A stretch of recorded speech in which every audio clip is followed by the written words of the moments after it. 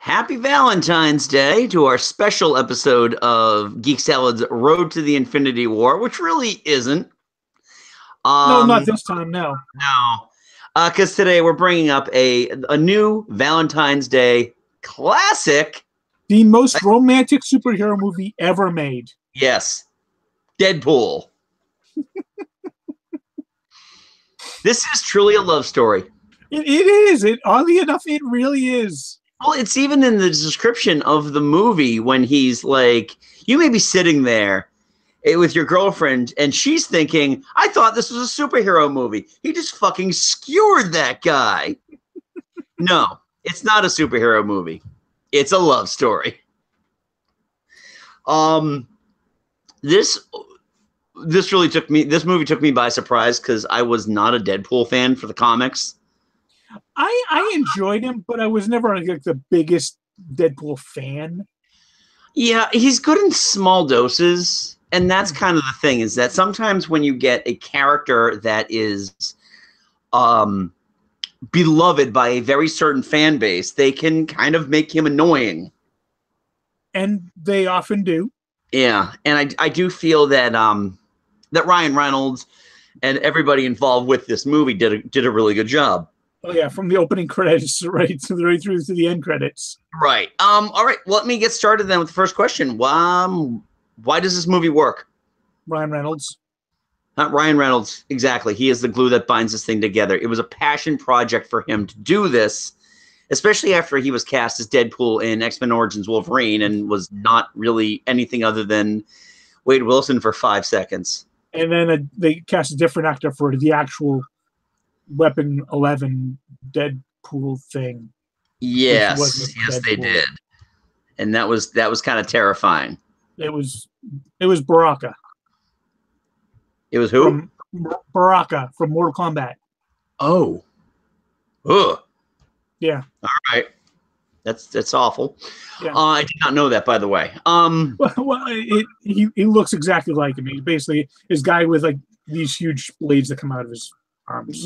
Okay. Oh, I got you. See what you did there. All right.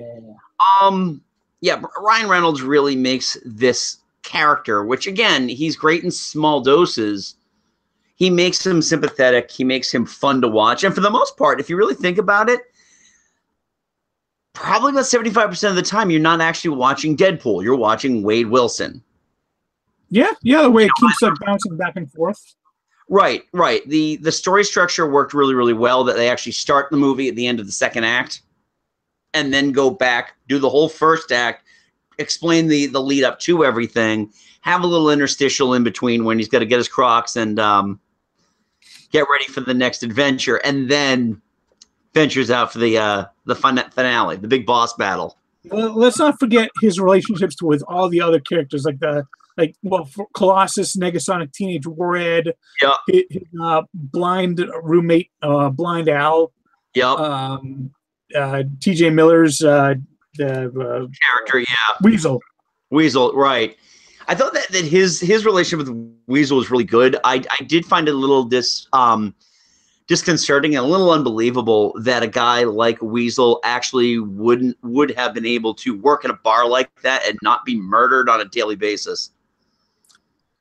I think it's a matter of like, this guy is so annoying that he's kind of like the bar mascot.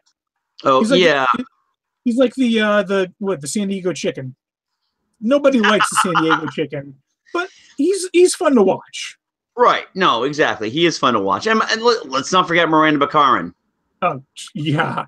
She's fantastic in this movie. She's a lot better than you think she would be. Right. Not to mention the fact that because she had I think she was still in the middle of doing Gotham at the time, too. She was in Gotham? She was in Gotham. Yeah, she was, yeah, God, trying to remember the character. I stopped watching Gotham like 2 years ago, so. I stopped watching Gotham after the first like 2 or 3 episodes, so I don't care. I got through 2 seasons. Yeah, well, you're stronger than I am then. 2 whole seasons. She is an excellent character as well. And it just, there's a lot of fun referential humor in it. A lot of little sides of how little money they had to make the movie. Hell, they even gave a great role to the taxi driver. Oh yes, what was his name? Dupinder. Dupinder, yeah. Dupinder, yes. With Gita. I can't believe you did that. Kill him. I'm so proud of you. Seriously, you need to set him free now. Don't let him find the body. I mean, the movie is just there are so many ways this movie should not have worked, and absolutely should not have worked as well as it did. I think that here's where the point of astonishment is for this movie, because when you really break it down, it's a good movie. It is a really good movie. There are certain pieces of it that prevent it from being a truly great movie. I disagree, but okay, sure. Right. But at the same time, I am dumbfounded, but in a good way dumbfounded, how much goddamn money that movie made. Oh, jeez, yeah. For a $60 million budget, it made like $760 million. Exactly. This isn't like Jurassic World or Jumanji or like the last Despicable Me movie. I'm like, how in the fuck did these movies make so much money? Yeah, this one, I mean, it made return on investment 1,000 times over. It made return on investment domestically in its opening weekend. Oh yeah. It was double. Big.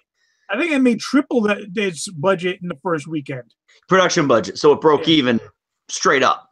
Straight up, it broke even, which is good. You know, on the podcast we do discuss the ins and outs of movie budgeting. So yeah, from time to time, every once in a while, yeah. But I mean, it was an enjoyable movie. But what didn't work for you on the movie? Not a whole hell of a lot, to be honest. I thought the movie was brilliant. I kind of feel like there was that little lull after he finds out that he's got every type of cancer known to man, when he starts sliding into the depression prior to meeting Francis for the first time. Mm. It's kind of a lull that it does pick up and it does crawl out of that lull, but it's a lull nonetheless. I guess the only negative that I can really just come up with off the top of my head is they never really kind of go into the organization that Francis Ajax is working for. We know what he's doing. We just don't really get a good idea of why he's doing it. Not to mention the fact that there is this whole thing at the very, very, very beginning where they have a character come out and say fucking mutants. Yeah. That is never really truly explored. You know that Ajax can't feel pain. But does that explain the superhuman strength that he also had too? That is almost never brought back. I think it's like he's constantly on adrenaline. Right. So it's not as if he's superhuman strength. It's just like he can exert himself for even longer, like to the maximum amount for as long as he needs to, really. Right. Yeah, I mean, it's just that this wasn't exactly the quote unquote Marvel villain problem. No. Ajax, good villain, not the strongest villain in either universe. He was exactly what this movie needed him to be, though. Exactly. He just needed to be a foil that found a way to be a pain in the ass. Like we all do sometimes. Exactly. So, I mean, overall, I'd say I'd give this movie, I give it about an 8.5 on a scale to 10. Oh, I'd go higher. I'm gonna go like 9.5. Now you're going with 9.5. Okay, almost flawless in your opinion. Then. Almost, like I said, that one little kind of gray area is the only thing that kind of knocks it down just a slight bit. I gotcha, and that's fair. That's fair. I still really enjoyed the movie. It definitely bears multiple viewings. Yeah. And it also has become one of those movies that if I see it on HBO, I will stop and watch it. Oh yeah, because I mean, if nothing else, you're gonna be laughing because this is a hilarious movie. This was I was a little pissed off when I first saw this because I saw it about a week after release, or a week after opening, and it was a very empty theater. I'd gone by myself, and the guy sitting directly behind me was essentially quoting 3 seconds before everything had happened. Oh, and it was just like one of these. It's like, sorry, Chuckles. Some of us haven't been able to get out to see this yet. That's someone that deserves a bitch slap. Right. I also believe that he was a Deadpool fan, like a comic book fan, which probably made matters worse. Yeah, probably. So anyway, definitely if you have yet to see Deadpool, what are you waiting for? It's a Valentine's Day movie. You still have about 4 hours and 40 minutes left before Valentine's Day is over, according to our live time feed. And oh yeah, you can also, you know what? I think you'll get a really kick out of it if you watch it with your loved one on National Women's Day. Yes, indeed. And in fact, she will extract sweet, sweet revenge. Because it's going there, man. Yeah, it's going there. Oh, yeah. All right. So, yeah, this was our little side stop. Happy Valentine's Day to all who celebrate, if that is your religion.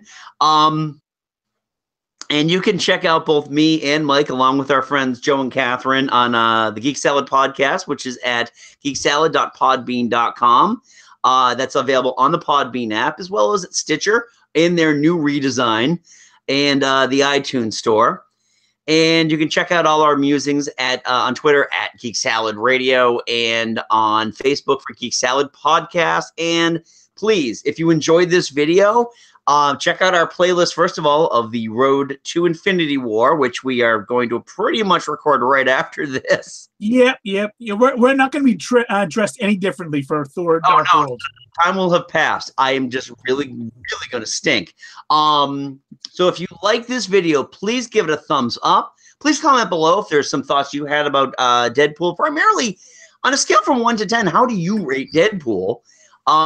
So definitely comment below. Subscribe to Geek Salad as well, because we got tons of stuff, a lot more online material coming up, even after Infinity War comes out. I'm sure we'll find another project that we're going to work on. Oh, we got some ideas. Don't worry. Oh, trust me, there's always ideas. So until next time, go forth, be nerdful, and Excelsior. We'll talk to you later. Happy Valentine's Day.